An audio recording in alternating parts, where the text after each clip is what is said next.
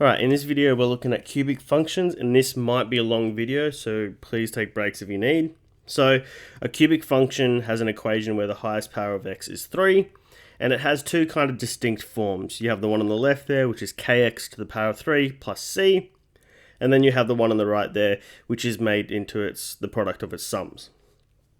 The one on the left has one x-intercept, one y-intercept, whereas the one on the right has 3 x-intercepts and one y-intercept.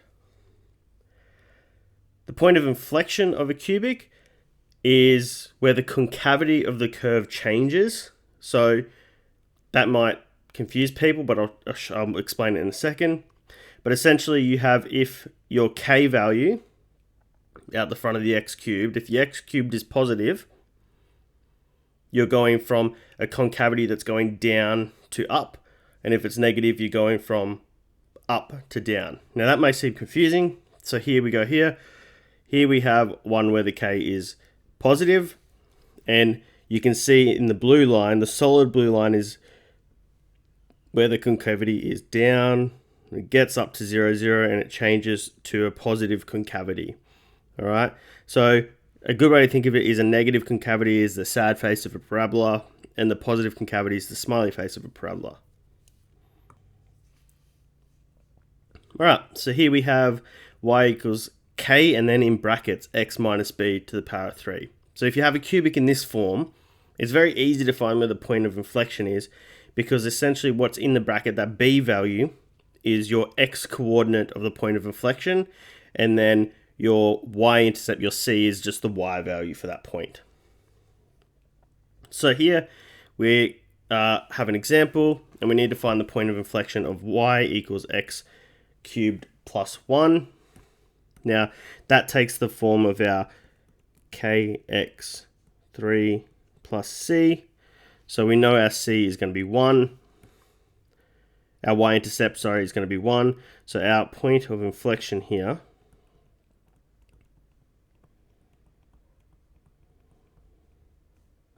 is going to be 0, 1. Now it's 0 because we didn't have brackets with this x, and then c is our y value for our point of inflection. Now if I have a look at this one down here, we have it slightly different.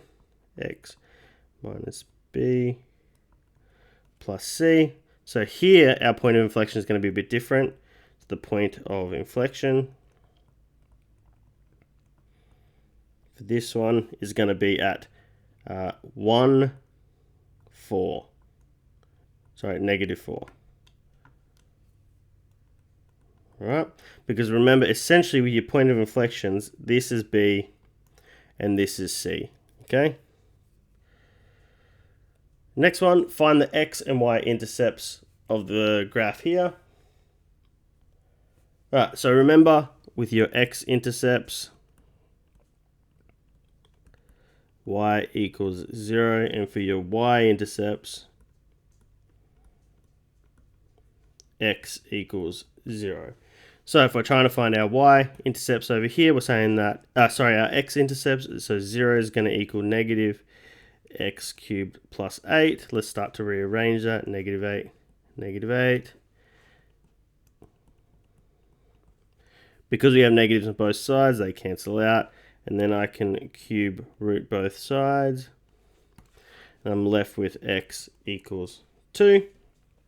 Then if I'm trying to find my y-intercepts over here, y is going to equal negative 0 cubed plus 8. So y equals 8. Alright, so there we have it. We have our x and our y-intercepts for this one. Now if we look at something in this form, y equals x minus 2 in brackets, x minus 1 in brackets, x plus 5 in brackets, we can find our x-intercepts by just saying, well, what does it need to make each of these brackets 0? So x needs to be 2 here, x needs to be 1, and x needs to be negative 5. All right, so those are our x-intercepts. Now if I'm trying to find my y-intercepts, so y-intercepts now, that's when x equals 0. So essentially what I'm doing is going, all right, 0 minus 2, 0 minus 1, 0 plus 5, which essentially comes down to -2 times -1 times 5, and you end up with 10. So y equals 10. So x-intercepts are 2, 1, and -5, and the y-intercept is 10. Alright, now we're getting to the core of it. This is the really important part where you have to actually start drawing these type of cubics. So here we have our first one, and the first step you should always start with is by finding your x and y intercept. So my x-intercept here is going to be 0 equals -x plus 1. Let's minus the 1.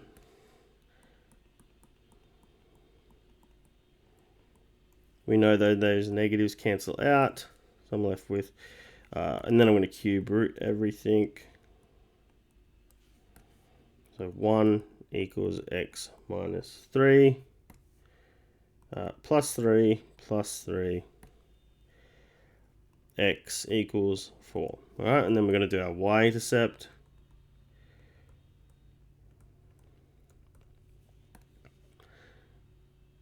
So y equals, so this ends up being -27. So y equals 28. Okay, so now we've got these, we can start to like plot our points essentially. So I'm going to zoom out a bit here so we have some room. Okay, so now we've got this. Let's plot our points. So somewhere up here, we're going to have our 28. And then somewhere down here, we're going to have 4. Now, this might not be to scale. Now, the problem is, I really don't know what's kind of happening to the left and right of the x-intercept. So it's good habit to just figure out what's going on here. So I can put it here and go 3. And over here, I can go 5. And I'm just going to test what happens at those points. So when x equals 3, put it into the original function. So what I'd end up with is y equals -3, take away 3 plus 1, and y equals 1. Now, if y is 1, I know that's going to be above the x-axis. And then I do the same for the 5. So when x equals 5, I'm just going to write the answer here, y equals -7, which is below.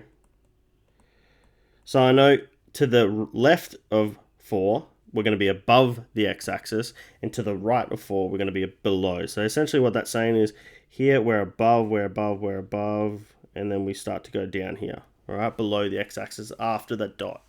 All right, now that's a terrible sketch. Draw yours a lot neater than mine. The next one here, we have a more complex one, x plus 2, x minus 3 here. So first things we're going to do is find out x-intercepts.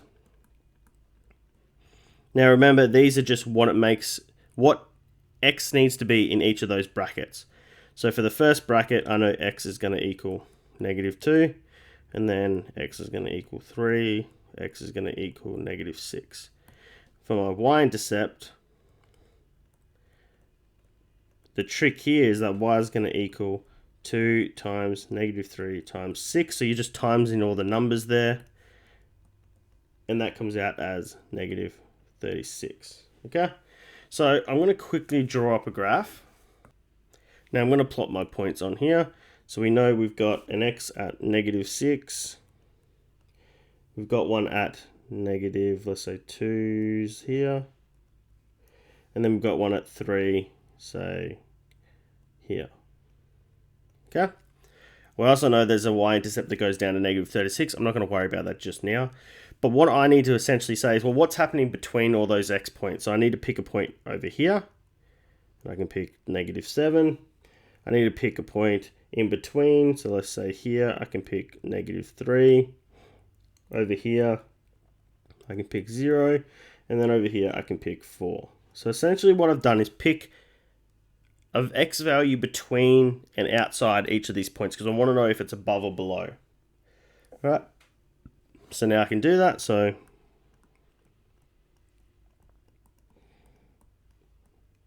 Now at this point, you're just going to substitute all of these blue x values into the original to get their y's. Now I've already done this, so I'm just going to write them down.